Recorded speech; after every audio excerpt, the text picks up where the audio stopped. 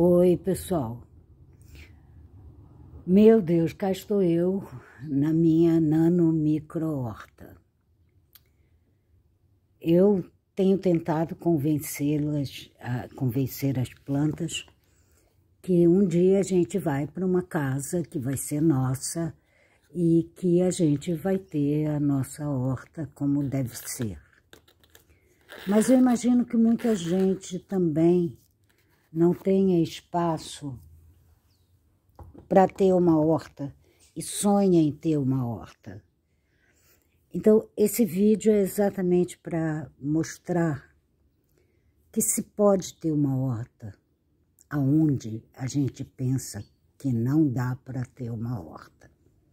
A primeira coisa, vocês estão vendo esses, parecem uns sacos, é adquirir essa coisinha aqui, esses sacos. Por quê?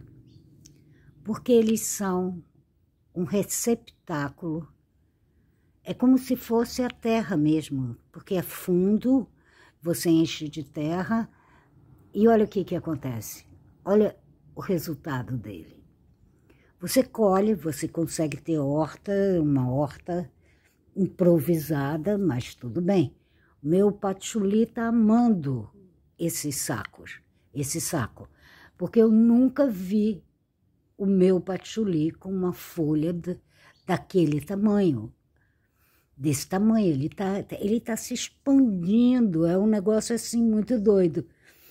O meu alecrim, que eles são muito delicados, muito exigentes. O meu alecrim, olha só o danadinho lá, olha o danadinho. Agora, olha a muda que eu tirei, que pegou, tá legal, mas olha só, reclamando que não tá ali. Porque eu tirei até uma muda dali que eu tinha plantado, mas eu falei, não, vou colocar em vaso, porque eu não sei o que será da minha vida daqui a algum tempinho, um tempão, quando que a gente finalmente vai poder ter uma casa que seja nossa, não tenho a menor noção.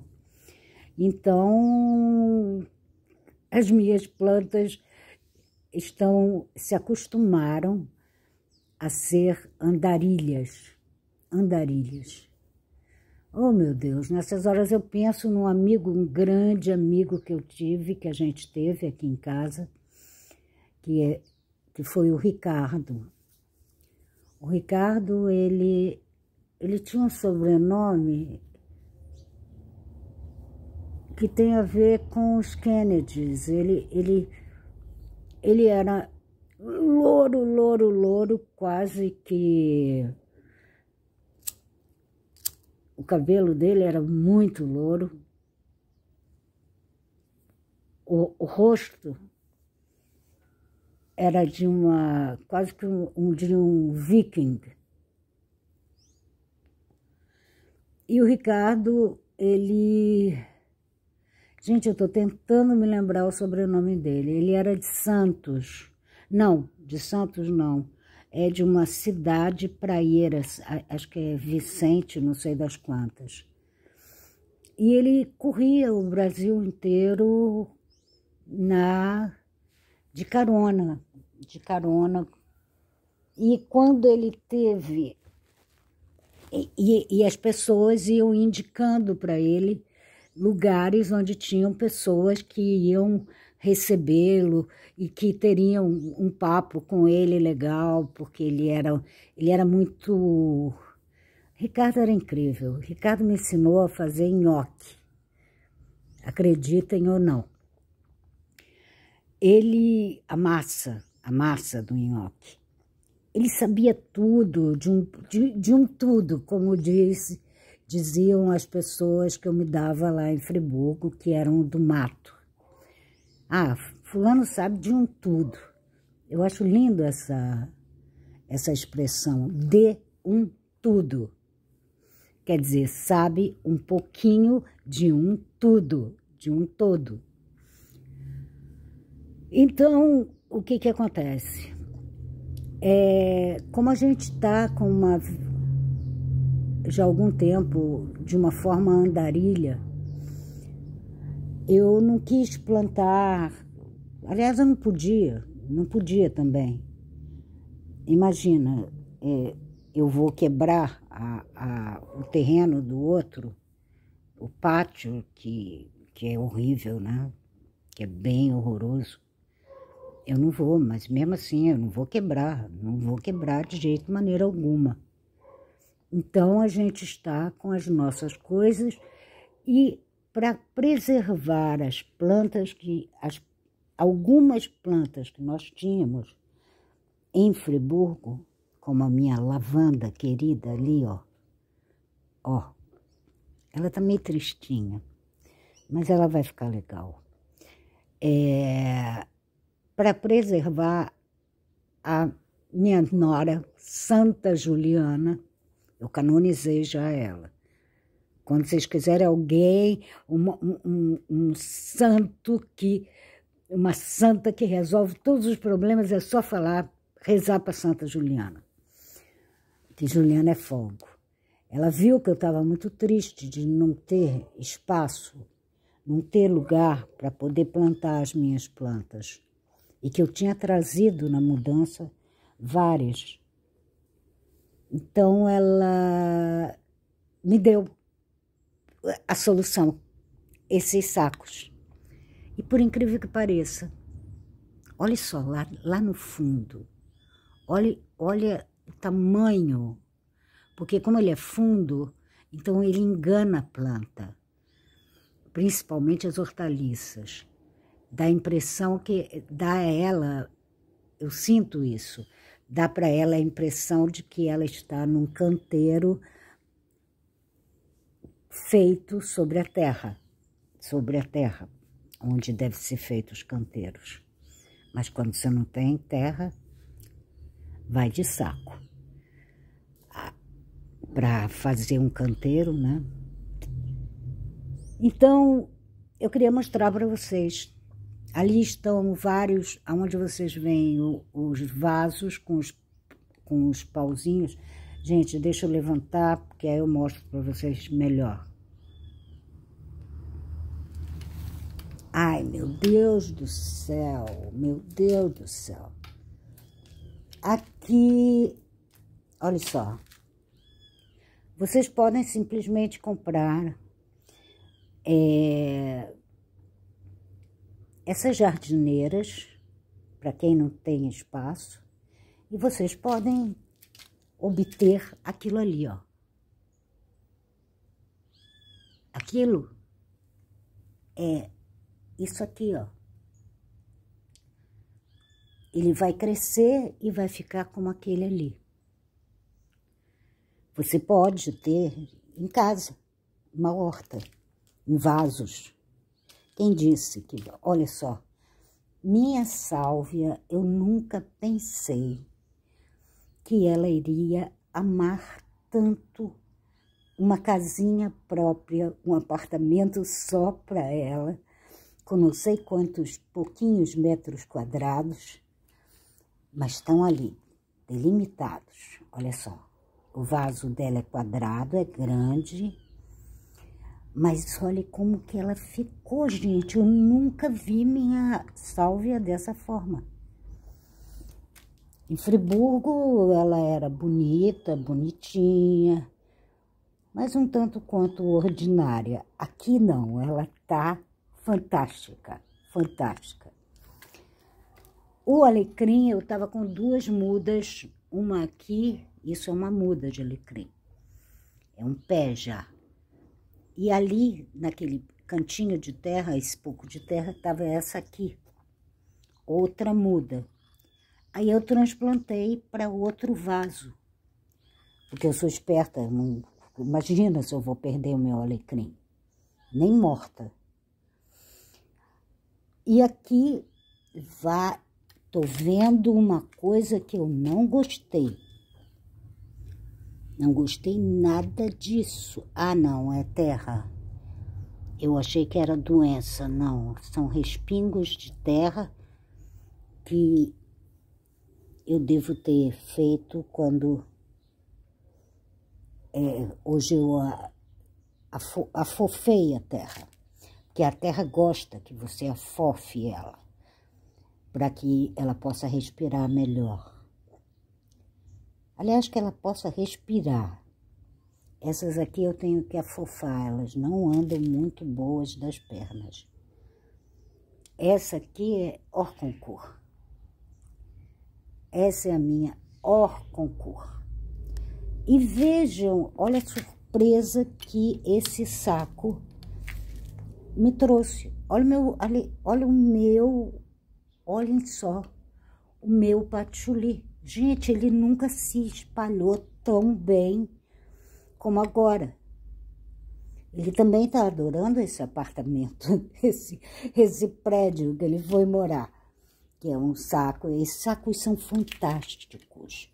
E outra coisa, eles absorvem a água e jogam fora o que foi de excesso. Aqui são várias plantas, várias sementes que eu plantei e que estou esperando essa aqui, ó, nascer. O que foi aquela? Aquela ali foi, acho que foi a Nero de Toscana, aquela com um negocinho vermelho. A Nero de Toscana que eu amo de paixão. Ali os meus manjericãos roxos. Porque, aliás, eu tô doida que ele cresça para vocês verem. O manjericão roxo, muita gente apresenta um pé de manjericão roxo com uma coisa, bicolor. O manjericão roxo autêntico, verdadeiro, ele não é bicolor, ele não tem nada de outra cor. Ele é todo roxo. Ah, o que eu plantei ali, coentro. Aqui eu plantei coentro. Exactly. Eu coloco esses negocinhos porque senão eu esqueço depois. Então eu tenho que saber o que tá aqui. A selga. Olha lá. A selga. Isso aqui, ai meu Deus do céu, você sempre tem que dar uma forcinha nas plantas, porque a tendência delas é cair. Esse aqui, oh meu Deus, só vou ter um pé desse. E ai de quem disputar isso comigo. Esse aqui é o rábano,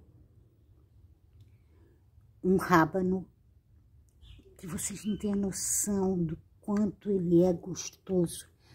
Aqui nesse negocinho aqui, ó, nesse fundinho, vai se formar aos poucos uma bolotinha pequenininha. E vai crescendo até se tornar uma bolotona assim. Não tão assim. E é uma delícia. Olha, eu tô com a boca cheia d'água. É delicioso. Ali, o que acontece? Ali naquele cantinho.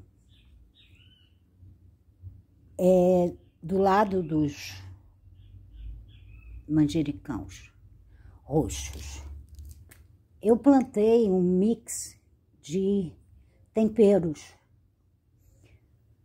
Aí nasceram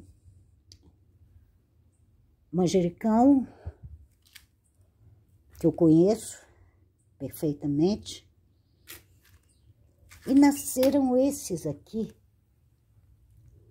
que a princípio eu pensei ser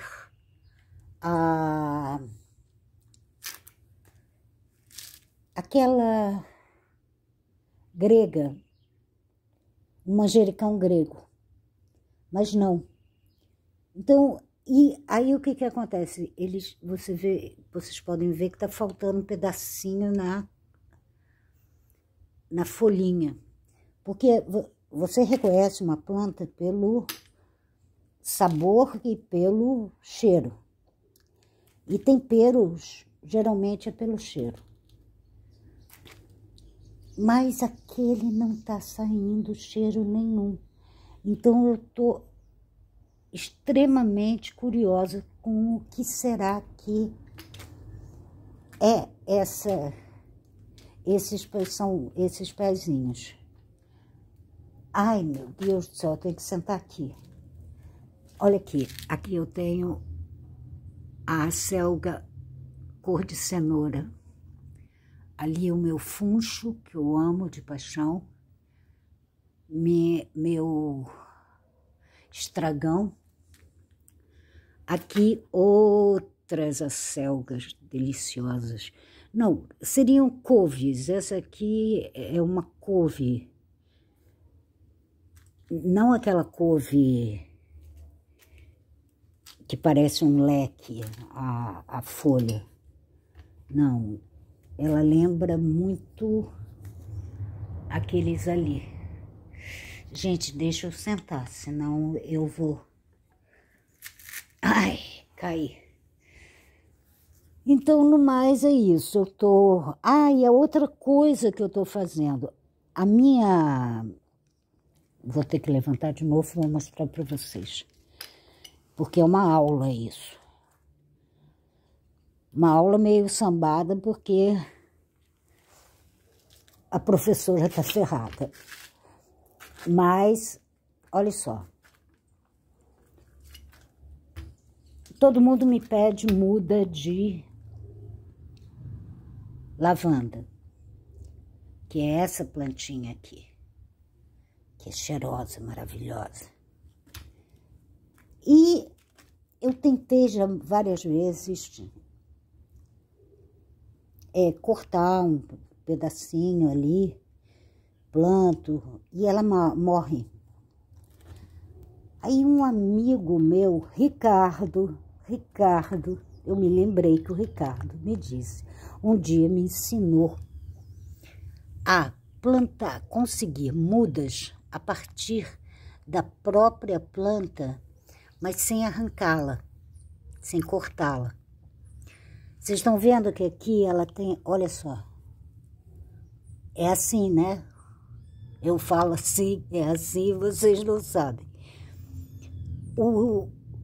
O galho dela é muito flexível e ela tem vários galinhos assim. Então, o que que você faz? Você enterra esse galinho assim, ó. Ai, meu Deus do céu, eu vou cair. Olha só. Você enterra na terra, assim, olhem. Assim. E aí, olha como que eles estão enterrados. Olha lá. E não morreram. E não vão morrer. O que que vai acontecer? Novas mudinhas brotarão ali embaixo. E darão força a essas 3 mudas que eu plantei. Isso não é incrível? Isso é incrível. Depois que eu aprendi a fazer isso, nunca mais eu perdi plantas. Então, é isso. Ali também eu estou fazendo um corredor também de plantas que no dia que eu sair daqui eu levarei comigo.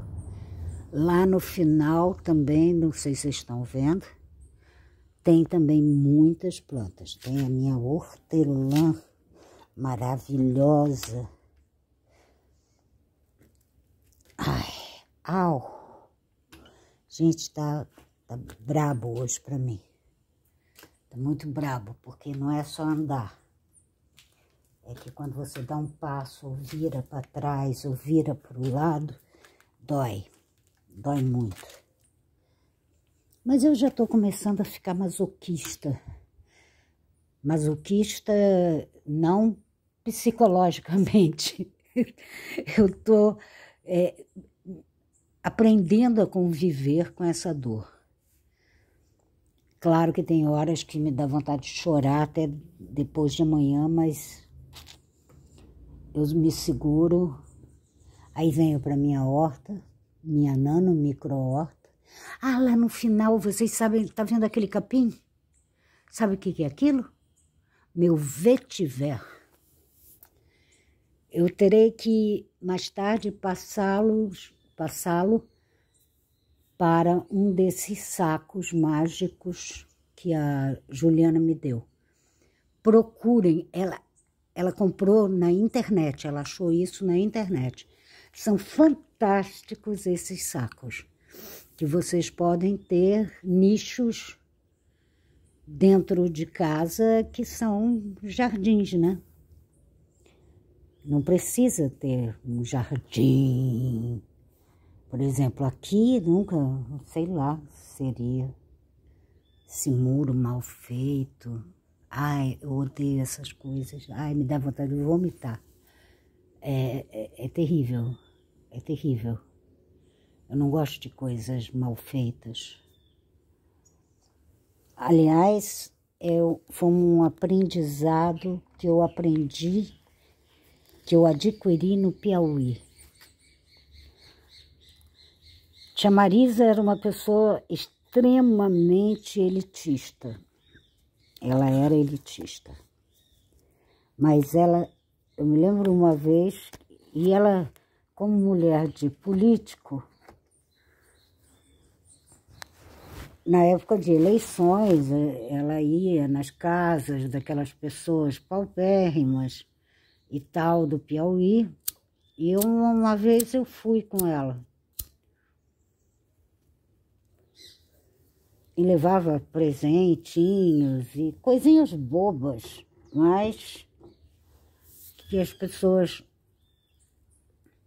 paupérrimas nunca tinham visto. Então, uma vez eu fui com ela numa casa mesmo de terra batida, o chão de terra batida, sabe, quase como uma choupana mesmo, lá no meio da caatinga. E de repente a gente quando entrou na casa, era como se você estivesse numa casa, sabe aquela casa dos 7 anões da Branca de Neve?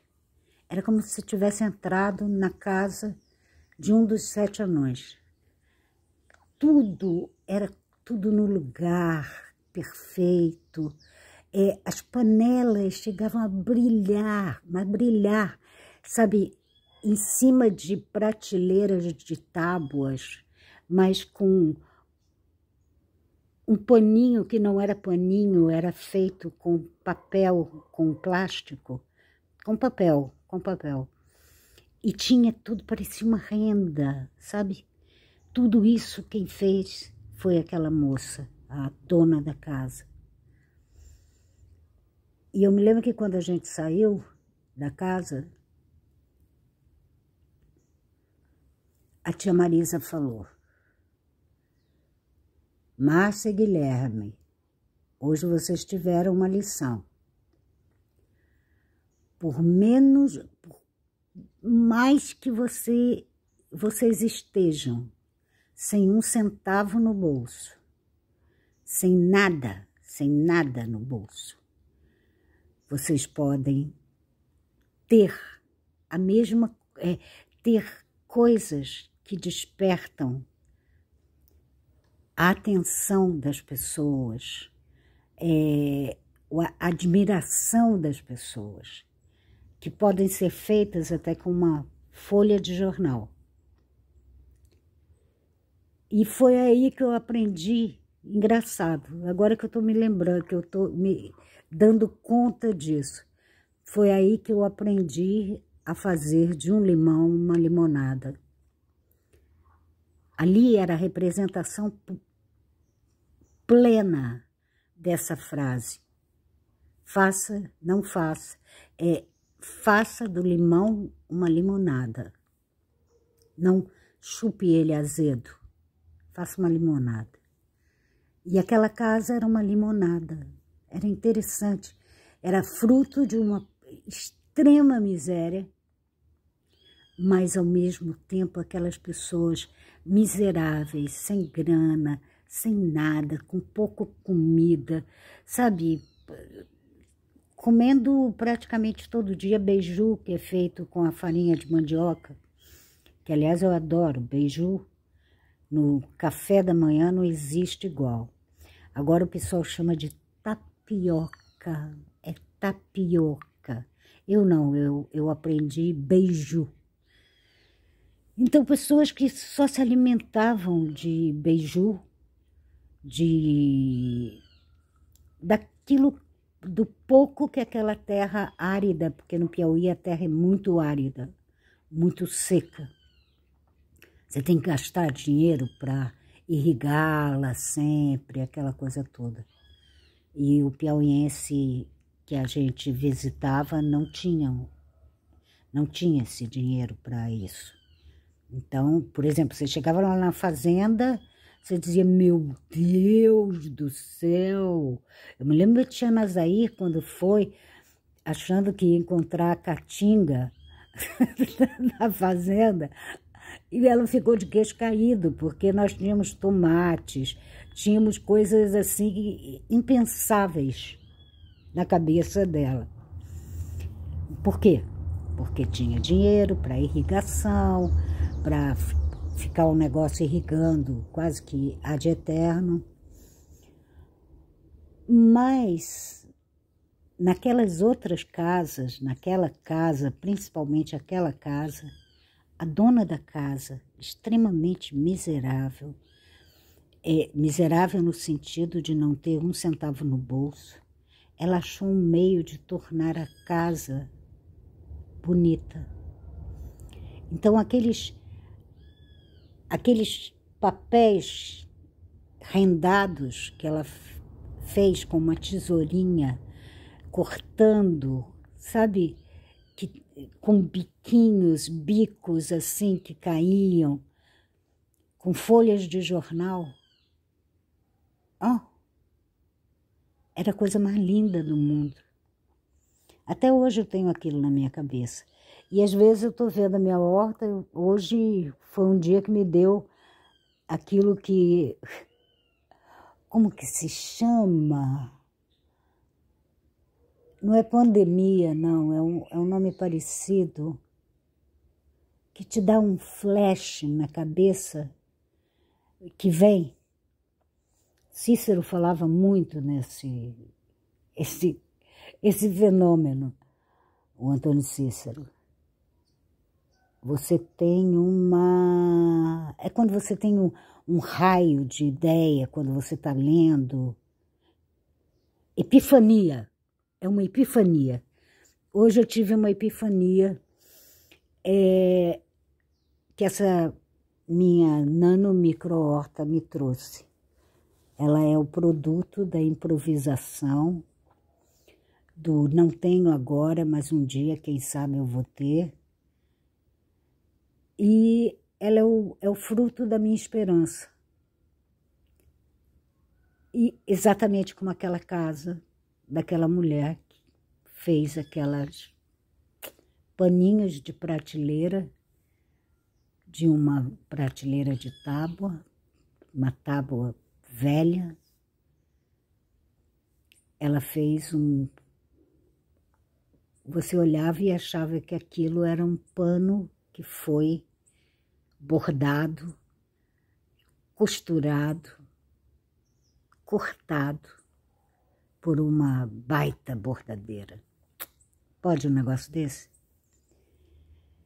Então é isso, o que eu queria mostrar para vocês é o seguinte: façam do limão uma limonada.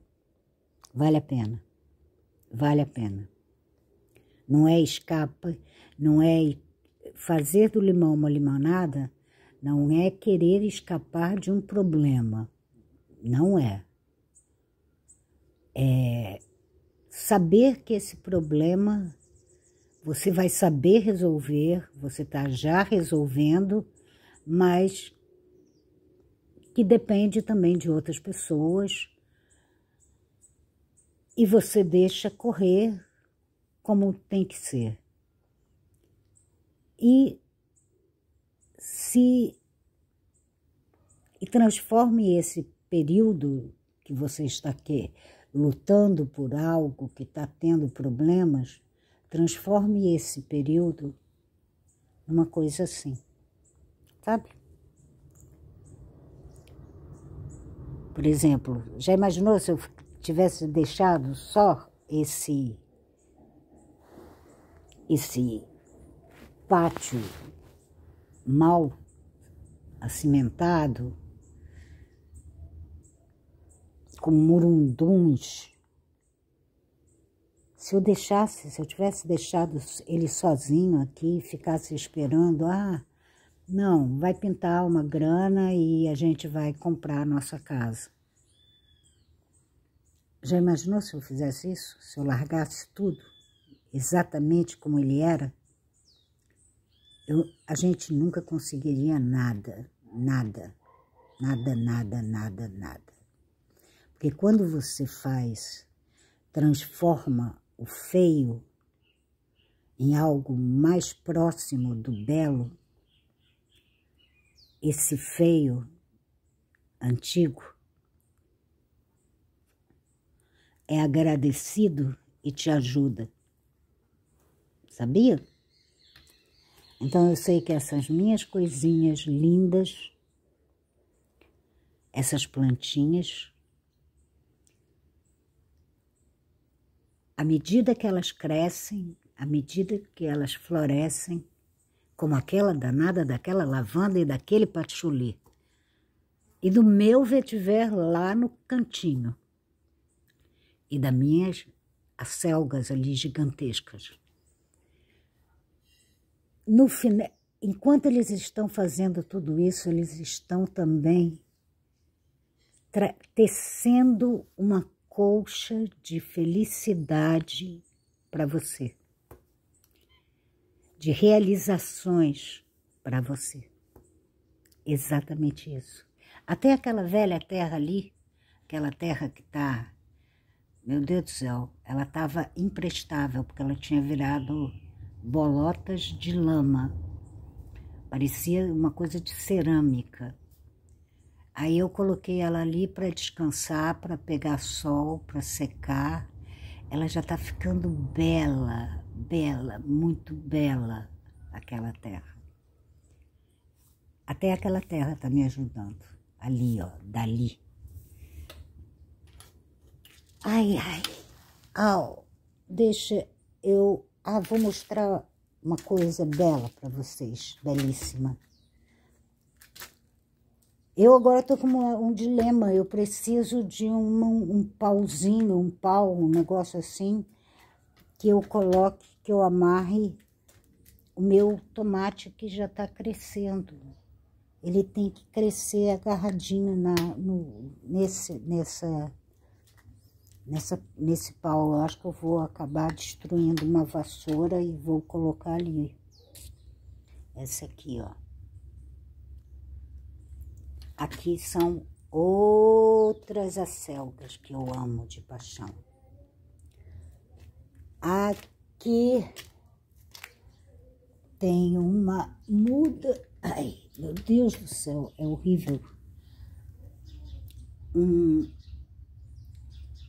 manjericão italiano. E aqui tem duas não identificadas daquele mix de temperos que eu tenho, um pacote. E olha que não é um pacote, não é nacional, não. Eu tenho que descobrir que tempero é esse. Vou ter que deixar ele crescer para se revelar. Aqui de novo, o manjericão viúvo. Eu chamo eles de viúvos, porque a cor deles é a cor que as viúvas e os viúvos transmitem. Ai, emanam. Aff, Maria. Uau, esse corredor. Olha que corredor horrível. Está esteticamente é uma coisa horrorosa. Como que nego faz um negócio desse? Ai.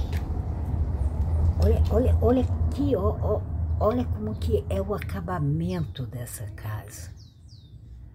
Como o nego faz isso, meu Deus? Olha só.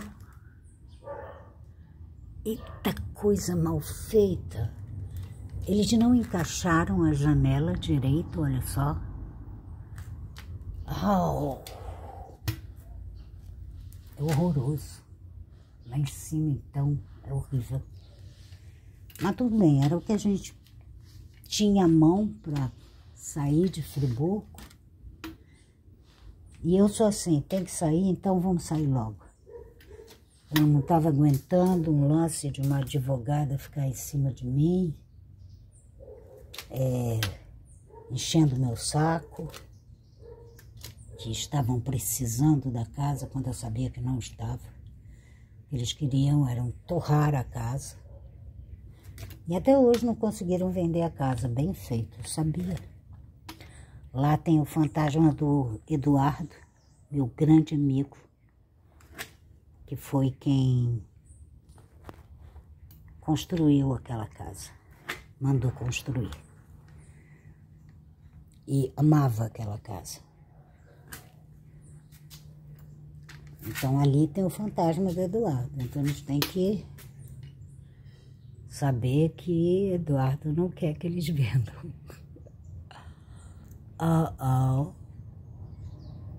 Aqui, olha, aquilo que eu disse, aqui tem, eu tô fazendo tipo um retiro espiritual para algumas plantas que não estavam dando certo, muito certo lá fora. Aqui é a minha melissa, vou trazer a minha hortelã para cá. Aqui eu coloquei umas mudas transplantei umas mudas de manjericão roxo,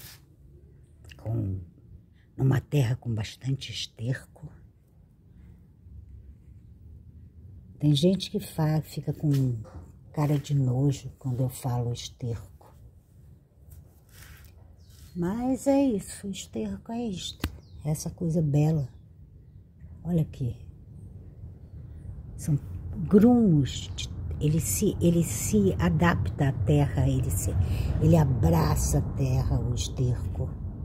E a terra abraça ele, até se tornarem grumos de terra, olha só.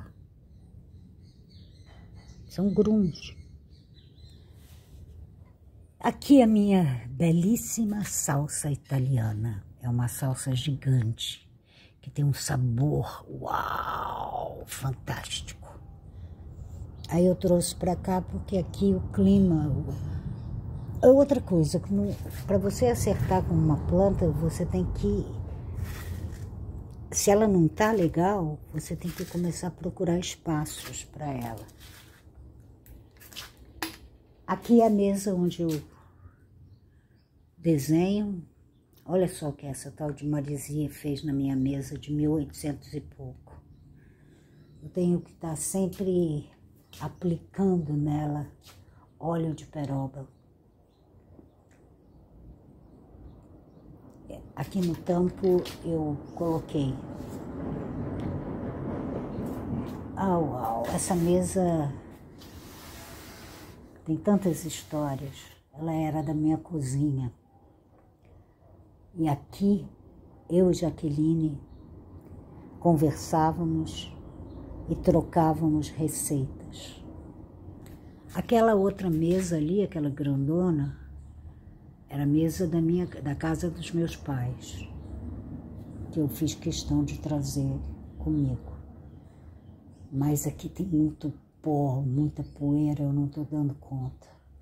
Lá atrás é uma outra mesa, eu adoro mesas, que eu já até contei a história dela. Eu comprei essa mesa de uma casa funerária que estava fechando as portas. Aí um dia eu estava passando de ônibus pela avenida principal de Friburgo. Aí de repente eu olhei para para a casa funerária, não tinha nada na casa mais funerária, o proprietário estava vendendo, estava alugando, sei lá, e no meio estava a mesa, uma mesa que eu namorava já há muito tempo. Aí eu desci de um ônibus, fui lá e falei com o cara, essa mesa, vocês vão fazer o quê? Ah, isso aqui é um estrupiço, porque isso aqui lembra a funerária, ninguém quer e tal. Eu falei assim, tá legal, então eu compro. E aí eu comprei a mesa. Saiba que nessa mesa foram preparados vários mortos que foram vestidos, maquiados, para chegar lá em cima ou lá embaixo, não sei, ou do lado, apresentáveis. Todo mundo fica assim, isso aqui foi a mesa que suportou cadáveres. Sim, agora ela suporta as minhas panelas de barro, de cerâmica. Ai, ai, a vida é assim. Então é isso, deixa eu indo, porque eu acho que eu já estou há muito tempo aqui, tá? Um beijo. Tchau.